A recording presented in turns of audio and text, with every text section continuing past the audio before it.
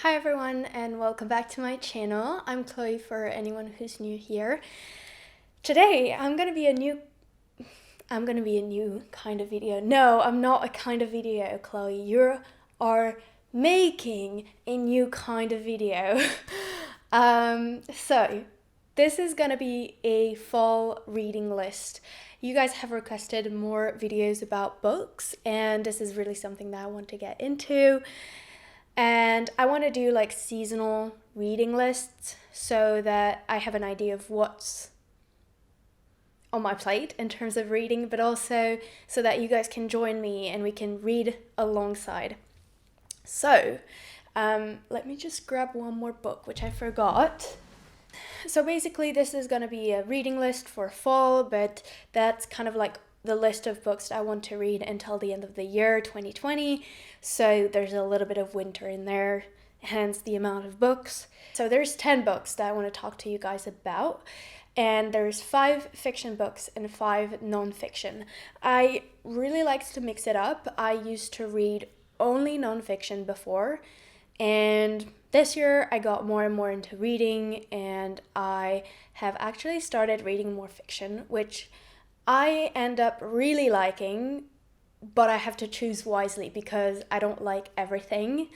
And it's happened to me a few times this year that I've read books that really didn't do it for me, and I kept on reading on them until they were finished, but I really did not enjoy. So I've done my research and I'm still open to trying new books, but I try to read both nonfiction and fiction to make it a little bit more interesting and also just to expand the things that I'm reading, which is really good. So let's start with nonfiction.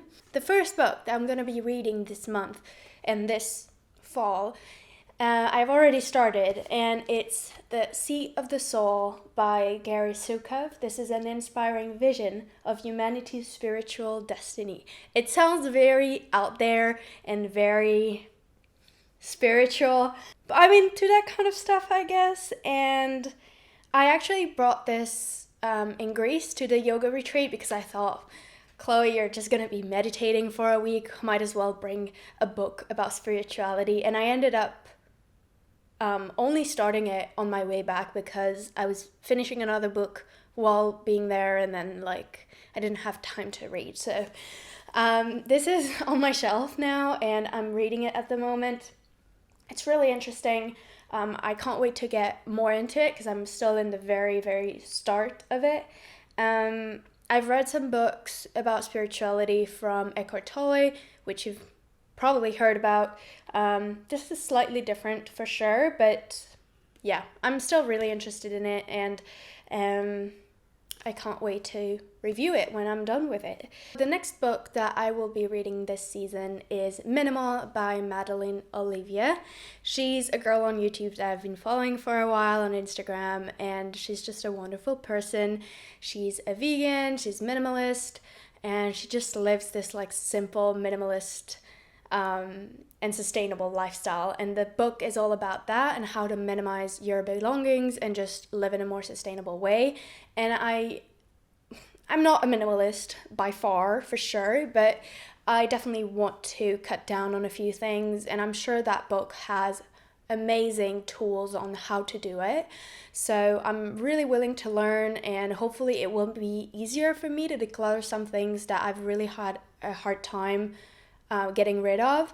And I actually have it, but I gave it to Tanya, my assistant, who wanted to read it, and she hasn't finished reading it yet, I think. So yeah, I just don't have it here, but probably she'll bring it back to me this week and I'll be able to start it. Yeah, this is a book also that's full of recipes on how to do your own minimal and sustainable skincare products.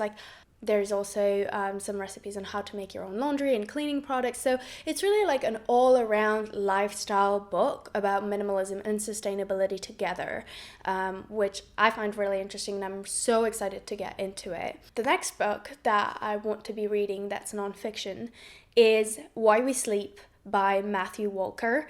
This is something that's been on my list for a really long time. It really talks about the importance of sleep and good rest. And I think that, over the past few years, I've definitely had up and downs in my sleeping routine, but I've been struggling a lot in the spring and beginning of summer. I didn't, like, it's not like I didn't sleep enough, but I just didn't have a consistent sleeping routine. And I just constantly woke up feeling tired, and I was really sick of it. And then recently, I've just been able to really have the discipline to go to bed earlier and turn off screens before going to bed a few hours before, eating dinner not too late, and things like that. So I really want to get more into the science and the research and why sleep is so important. Overall, like, I thought that this would be a really interesting book, and I've had so many recommendations about it, and it's just a very highly rated book. So I don't know if anyone of you guys read it yet, but yeah, that sounds like a really good book. The next book that I will be reading in nonfiction is Slavery, Inc., The Untold Story of International Sex Trafficking by Lydia Cacho. She's a journalist, and she wrote this book about international sex trafficking, which sounds very sad and dark and not really something that you might want to read about to cheer yourself up. But for me, it's completely different. For me, it's more like, I've studied film, and I'm really interested in journalism and in like just things that are happening in the world. And I don't know, just like real stories, things that have really happened or are really happening, are extremely interesting to me. And it's kind of like a documentary for me, reading that kind of books, and I love watching documentaries. So yeah, that's really something that's kind of caught my eye, and I've never really read or got educated about this topic before, and so I thought it would be interesting to get into it, because it sounds like it will open up my mind quite a lot onto whatever is happening in the world. And it really talks about like worldwide. It says, journalist Lydia Cacho follows the trail of traffickers and their victims from Mexico to Turkey, Thailand to Iraq, Georgia to the UK, to expose the trade's hidden links with the tourist industry, internet pornography, drugs and arms smuggling, the selling of body organs, money laundering, and even terrorism. It sounds very shocking and crazy. I feel like so uneducated about that, and I don't know, it's just very interesting to me. So I'm really excited to read it and see what it's like. Although I don't really feel personally connected to the topic, but I think it's really important and very valuable. And as you can see, my nonfiction books are all quite different from each other. It's not just about spirituality or self-development. It's about a few different things. I also really like reading real story books. And then the last nonfiction book that I'll be reading is 13 Things Mentally Strong People Don't Do by Amy Morin. This is a book that's been on my shelf for a while, a few months, and this is really something that I feel, I don't know if it's going to be life-changing, but I feel like it's going to be a good reminder in any cases. I find myself in the fall season, especially like November, like in the months where it starts getting really cold and really gray, and the lack of sunshine and the lack of outdoors activities and stuff like that. And just the fact that like winter is only starting and I have a lot of months to go, I tend to get a little bit low and stuck sometimes. And I feel like that kind of book is going to kind of help me to cut through the bullshit and not get affected by the outside weather or whatever circumstances as much. I don't know. We'll see. But I mean, in any cases, it sounds interesting and nice to read. It's probably going to be an easy read. And it looks like a very practical book and really not complicated. So it sounds really good. I'm really excited about that one. All right, let's move on to fiction books. The first book that I will be reading is Me Before You by Jojo Moyes. This is a book I've already started. I actually watched the movies this year. And like, I don't know, for some reason, I'm just like, I was so disconnected to it that like, I had put this book on my reading list, but I had not at all made the connection that it was the movie that I just watched. I don't know. I also never remember the title of movies that I watch, which is ridiculous for someone who went to film school. But anyways, you know, that's just me. That's just how I am. I have this book.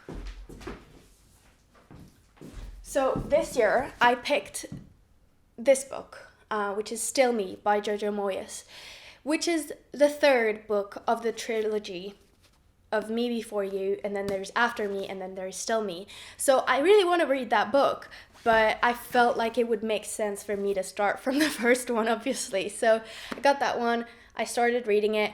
Obviously, I know the story because I watched the movie recently, and I know the ending, so it might not be as like earth shattering for me to read that as I know what the ending is going to be, but I do want to read the following books.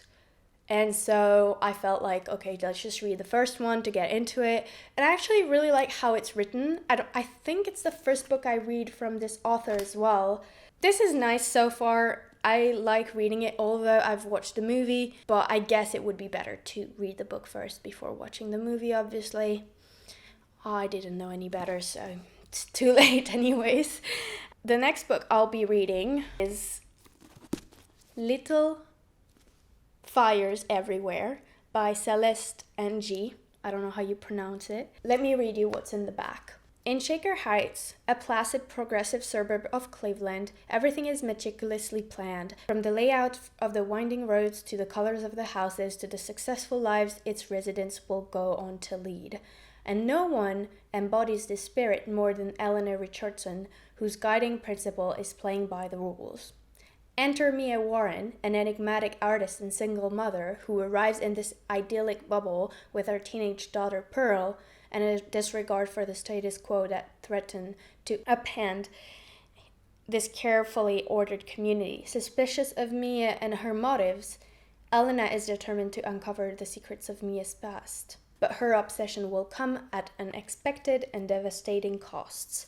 So, yeah, that sounds really fun. It has really good ratings. I have a few friends, quite a few, that read that book already and recommended it to me. So I was like, okay, I trust you on this. I'll read it. So yeah, that's also on the list for fiction books. The next book I want to read is Big Little Lies by Liane Moriarty. This is a #1 bestseller as well. So, a murder, a tragic accident, or just parents behaving badly, what's indisputable is that someone is dead. Madeline is a force to be reckoned with. She's funny, biting, and passionate. She remembers everything and forgives no one. Celeste is the kind of beautiful woman who makes the world stop and stare, but she's paying a price for the illusion of perfection. New to town, single mom Jane is so young that another mother mistakes her for a nanny. She comes with a mysterious past and a sadness beyond her years. These three women are at different crossroads, but they will all wind up in the same shocking place. That sounds really interesting. It has some similarities with this one, it looks like. I mean, there's also a single mom. This is 2 women. This is 3 women looking for someone's past. I mean, like, I don't know how similar or different these books are. They do feel quite similar, but I don't know about the story yet. Another book that I've picked up for a fiction book, which is, I think it's a true story or inspired by a true story. Oh, it's nonfiction, so it's a real story, but it's a story. So, it's called The House in the Sky by Amanda Lindot, a memoir of kidnapping that changed everything. I read the book Into the Wild this year, and I really, really liked it. I hadn't watched the movie yet, so it was really great. And I didn't know it was a true story until I started reading the book. And I got just so fascinated by it. And I don't know, somehow I just love real people stories. As sad as sometimes they can be, they're just real. And I don't know, it's something that feels that just really resonates with me. So this is her writing the book of her kidnapping. So this is going to be quite intense. Amanda loved to travel. She backpacked around the world, crossing borders, enthralled by what she encountered.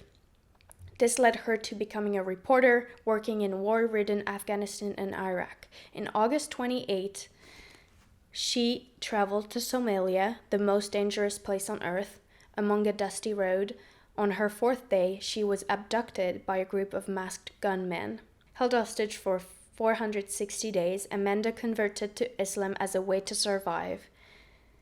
Moved between a series of derelict desert houses, she was given life lessons by one of her captors and kept herself sane by invoking memories of the world she'd experienced before captivity. At her most desperate, she'd visit a house in the sky, high above the woman kept in chains in the dark, being tortured. She survived on strategy, fortitude, and hope, and risked everything on a daring escape. It sounds like very suspenseful, and it sounds like it's going to be a page turner. I don't know yet, obviously. I haven't read it, but it's definitely the kind of book that I just get into and can't put down. So I'm really excited to read it, and it has really good reviews. It wasn't recommended to me. I came across it and I was like, this I want to read. I mean, I read also a few other books about travelers and people who went on adventures, like real stories. And I just enjoy these kind of books a lot. So, and then the last fiction book that will be part of this fall reading list, there's 2. And it's going to be either one or the other, unless I'm like a reading Ferrari. But to be honest, I don't think I'll be able to read more than that. That's already quite a lot. And the fiction books I've picked are all around 400 to 500 pages each. So yeah, they'll probably take me about a week to get through. Not all of them, but like one by one. So I've picked 2 more books that I want to read once I'm done with all of them. And the first one is The Shadow of the Wind by Carlos Ruiz Zafón. You've probably heard of that one before. And the other one is The Goldfinch by Donna Tartt. These 2 have been on my list for the longest time, but they just have not been books that I've been confident enough to pick, because I mean, especially this one, this is a monster of a book. Like, this is over 1,000 pages long, and who knows how long it will take me to get through this. And I do also feel like both of them, it will be worth me being fully in them when I read them. I don't want to read them alongside with other books, and I don't want to read them like over a long period of time. So I'm keeping those for winter break and Christmas break. If I have a lot of time on my hand, I will get and read this one. Otherwise, I'll read this one. I feel like I can't go wrong with any of those. I don't know if you guys have read them, but they're pretty popular. And yeah, I'm just really excited for both of them. And these here, the blurb is all in French, so I'm not going to read it to you, but you can go and check it online if you're interested. That's all for my reading list. One thing also that I wanted to say is, so a lot of you guys know I have a Goodreads account where I update you on my reading, the books I'm reading, the books I finished, how I rate them, all that stuff, my to read shelf, all this. I was pointed by one of you guys recently that Goodreads actually belongs to Amazon. And so it would make sense to promote another platform for book sharing and like a book community kind of. So first of all, I want to say thank you for all the recommendations, because you sent out a lot that I had never heard of. So thank you so much. I am still in the process of trying them all and seeing which one would fit the best, the kind of books that I read, and my audience, I mean you guys, and how we could all connect easily. So I'm going to try them and I'll get back to you about them. I will link them down below as well, so you guys can check them out and let me know which one's your favorite. Let me know what platform you like using, so we can all just choose one to use and share stuff on there. I mean, the fact that I have a Goodreads account doesn't mean I'll buy books on Amazon. I definitely never do because Amazon doesn't deliver in Switzerland anymore anyways, and I don't want to support Amazon, but yeah, it still belongs to that company and they probably make money off ads and or whatever of that website and platform. So that's why I am currently researching into a better alternative. But yeah, thank you guys so much for watching. I hope you enjoyed this video. Let me know if you want me to keep doing it every season. I will do another book video at the end of the year, sharing with you the best and worst books that I've read in 2020. If you have any recommendations of books that you think I should absolutely read, let me know down in the comments. I'd love to hear your guys' recommendations and suggestions. And yeah, if you want to join along and pick some of the books that I've also chosen for fall, come along and read with me. I will post updates on my Instagram stories as always, and I always save those in my highlights so you can know which book I'm reading at the moment and what I've finished. Next year I'd like to set up some type of a book club where we can all chat after about the books and maybe have a little bit of a discussion about books and have like one book per month that we'll all read together. Let me know if that's something that sounds interesting to you as well. And yeah, thank you so much for watching. Thank you for being here. This really means a lot to me, and I'll see you guys very soon.